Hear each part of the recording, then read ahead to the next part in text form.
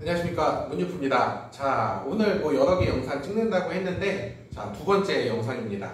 자, 앞서서는 부동산 계약금, 가계약금에 대해서 설명을 드렸고요. 이번에는 중도금에 대해서 설명을 드려볼게요. 자, 중도금이 뭐냐? 자, 어떤 거래가 이루어지는데 거래 대금에 대해서 계약금은 통상 10%, 중도금은 서로 간의 협의에 의해서 한 50% 정도의 금액을 넣고 나머지가 잔금으로 들어간다. 이 정도만 이해하시면 될 것 같아요. 특별하게 정해진 퍼센테이지는 없는데 대부분 거래 금액의 50% 정도는 조금 들어가든가 아니면 그거보다 이하로 대부분 들어가요. 자, 아파트 같은 경우에는 계약금 넣고 중도금 몇 차 해서 계속 붙죠? 이런 식의 개념이라고 생각하시면 될 것 같아요. 중도금이라는 개념은. 자, 근데 제가 일하는 데는 인천광역시예요. 인천광역시는 통상적으로 매매 거래를 제외한 월전세는 중도금 있는 걸 못 봤어요. 중도금이 없어요. 계약금, 잔금, 계약금, 잔금, 아니면 잔금 일시불.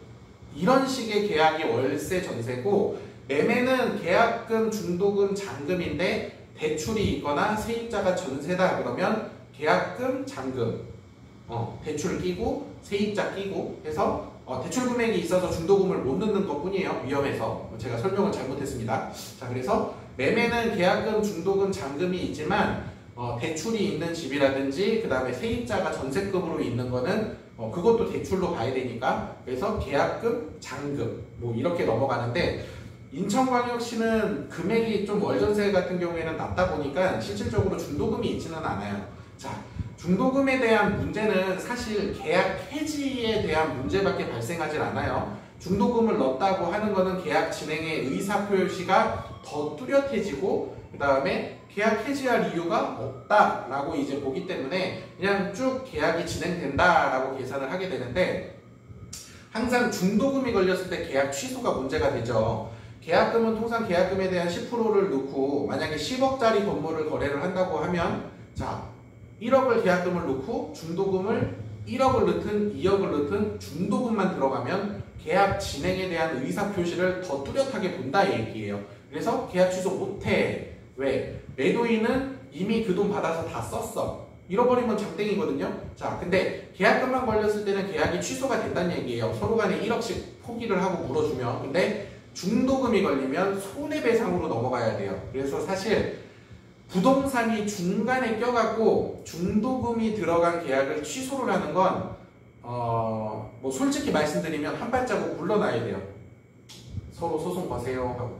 이게 저희도 중간에서 잘 해결을 해서 어떻게든 계약 성사를 해야 돈을 받고 잘 마무리를 져야 그냥 돈 안 받고 욕 안 먹고 마무리가 되는 거지만, 사실 중도금이 들어간 계약을 취소하는데 부동산이 낄 자리가 사실 그렇게 크지 않은 것 같아요. 저도 그런 경험이 있지만 중도금이 들어간 상황에 서로 간에 분쟁이 만약에 생겼다 그러면 이렇게 빠져서 소송 가세요 라고 밖에 말씀을 못 드릴 것 같아요. 자, 중도금이라는 게 상당히 의미가 있어서 계약 취소를 못 해요. 그리고 어느 쪽이 먼저 내용 증명을 보내고 유리한 쪽으로 이렇게 증빙을 한다라고 의사표시를 해야 되기 때문에 누구 편 들기가 사실 쉽지가 않아요. 자, 제가 중간에 한번 비유를 한번 해드려 볼게요.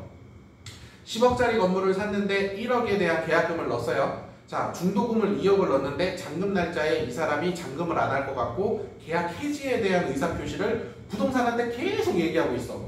아, 사장님, 나 이거 계약 누르면 안 돼? 계약 누르면 안 돼?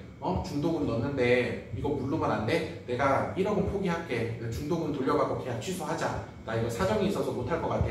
부동산이라는 얘기를 할 수밖에 없어요, 사실. 왜냐면 계약 취소에 대해서 매도인한테 얘기를 못 하거든. 그래서 중도금이 들어갔으니까 부동산이랑 얘기를 하고 있다고 치자고요. 자, 근데 매도인이 그 사실을 알았어. 그러면 매도인이 취할 수 있는 당연한 내용. 자, 내용 증명을 또 동일하게 보내요. 내용 증명을 동일하게 보내지만, 자, 중도금을 냈으니 계약 진행으로 보고 잔금 날까지 잔금을 하지 않으면 연체 이자에 대해서 몇 %로 자, 당신한테 청구를 하겠다. 계약 진행 이행해라. 이러고 내용 증명을 보내면 매도인이 유리한 입지에 또 서 있는 거예요, 사실. 그리고 매수인이 이렇게 한다고 쳐볼게요. 계약금 넣고 중도금을 2, 3억을 넣었다? 근데 계약 취소 의사는 있어. 근데 아씨 어떡하지? 질질 우선 끌어볼까? 우선 질질 끌어볼까? 라는 게 사람 심리거든요. 앞에서 봐왔던 거는, 제가 겪어왔던 거는. 그러면 매도인한테 내용 증명을 보낼 수 있다는 얘기예요. 자,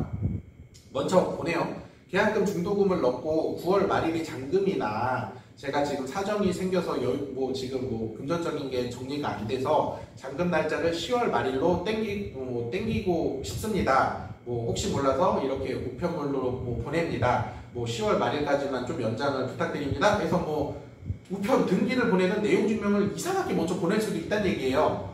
그리고 거꾸로 매도인이 거꾸로 반대의 입장에서도 보낼 수 있죠. 중도금까지 받았는데 여기 지하철이 들어오는데 뭐가 개발된데 누가 더 금액에 산대 이래가지고 먼저 계약을 취소를 하려고 그래.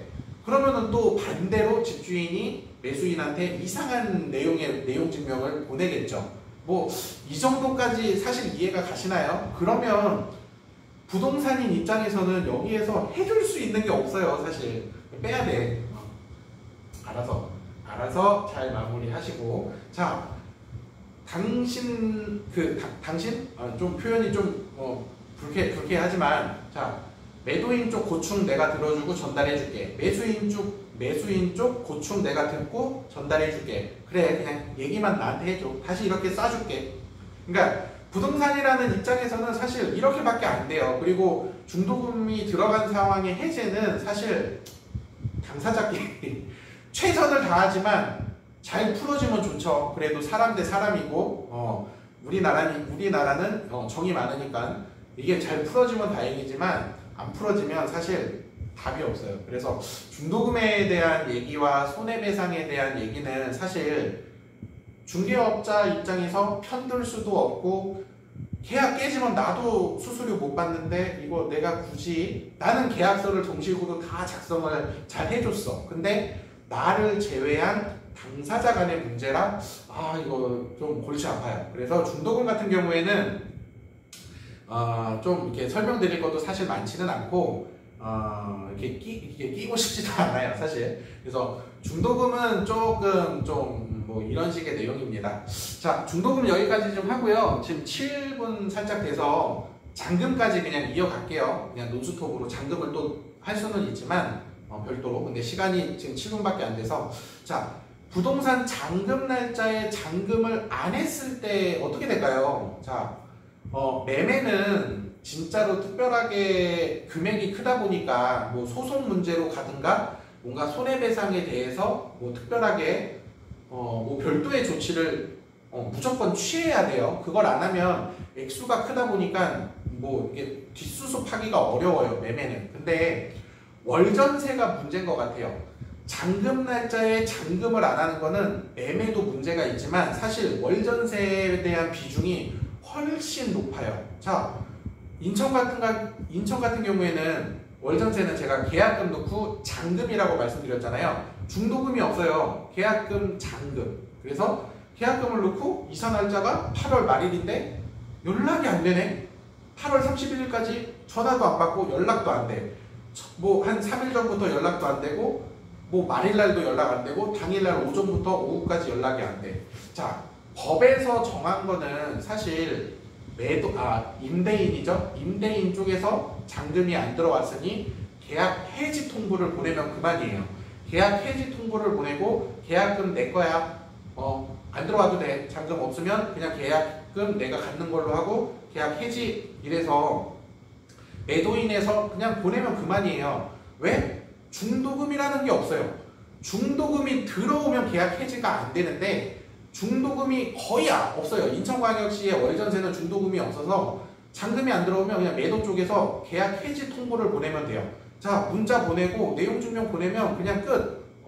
더 이상 해줄 게 없어. 그래서 잔금은 사실 이 정도에 대한 문제가 있는 것 같고, 부동산인 입장에서는 사실 뭐라고 해야 될까요? 중개수수료 10만원, 20만원 받아야 되는데 그거 받으려고 이거 했는데 계약이 잔금 날짜에 안 들어온다라는 거는 좀 저희도 좀 그렇죠. 그래서 일반적인 실무적인 건 뭐라고 해야 될까? 대부분 이런 식이에요.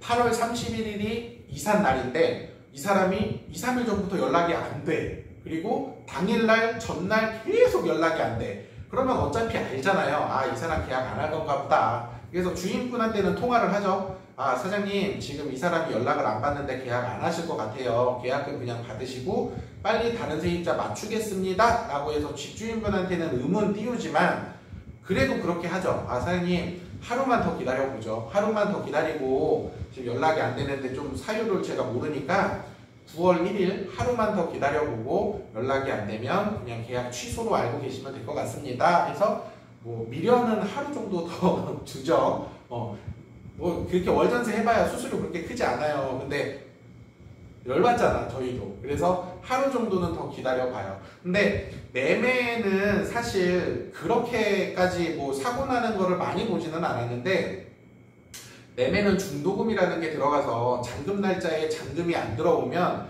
집주인이 통보를 한다고 해서 계약 해지를 하기가 쉽지가 않습니다. 잔금 날짜에 잔금이 안 들어오면 계약금을 포기로 보고 그냥 뭐 서류 보내고 그냥 계약금 빼고 우선은 뭐 연락이 되면 보관만 하고 있으면 되니까 이체만 해주면 되니까. 근데 매매는 중도금이라는 게 들어가서 잔금 날짜에 잔금이 안 들어오면 소송으로 가야 돼요. 그냥 손해배상, 소송 그런 문제로 가야 돼서 잔금 날짜에 잔금이 안 들어온다? 이거는 우선은 월전세에 해당하는 내용이 좀 많은 것 같고 매매는 중도금이 들어가서 사실 계약금 포기보다는 당사자 간의 협의, 좋은 협의 아니면 나쁜 소송으로 대부분 마무리가 돼야 될 것 같습니다. 자, 뭐 앞서서 계약금, 중도금, 잔금 뭐 기본적인 내용만 설명을 드렸어요. 근데 뭐 변화되는 내용은 되게 많겠죠. 계약금도 변화되는 내용 많을 거고 중도금도 변화되는 내용이 많을 거고 잔금도 변화되는 내용이 많을 거예요. 뭐 머리를 써서 어떻게든 시간을 끌어보고 머리를 써서 어떻게든 탈출을 해보려고 머리를 써서 어떻게든 안 물어주려고 변화되는 내용이 있어서 대화가 오고 가는 게 우선은 그 상황을 가봐야죠. 그 상황까지 가보고 답이 안 나왔을 때 법원을 가시는 거겠지만 그래도 대부분 다 마무리는 좋게 좋게 다 돼요. 그래서 그렇게까지 뭐 걱정은 안 하셔도 됩니다. 왜냐면 중개업자가 그래도 열심히 해요. 그래서 뭐 큰 문제는 없으니까 이런 식의 내용이다 라고만 아시면 될 것 같아요. 자, 오늘 영상 중도금, 잔금 뭐 해지 조건만 설명을 드려봤어요. 돈이 안 들어왔을 때 어떻게 해야 되나. 자, 중도금 특별한 답이 없습니다. 뭐 소송, 중개업자는 한 발 뒤로 물러난다. 뭐 어쩔 수 없어요. 그리고 이제 잔금 날짜는 월전세는 계약금 포기로 보지만 매매도 중도금이 들어갔기 때문에 저희는 한 발짝 물러날 수밖에 없어요. 좋은 협의점을 만들어 드리는 자리만, 좋은 협의점을 만들어 드리는 전화 통화만 해드리는 것 뿐이에요. 사실 그거 이상은 좀 쉽지가 않습니다. 왜냐면 어느 한쪽이 벌써 계약을 해지하려고 굳게 마음을 먹었으니까. 뭐 이런 내용이에요. 자, 여기까지 영상 올려보겠습니다. 다음 내용 또 연달아서 찍을 거예요.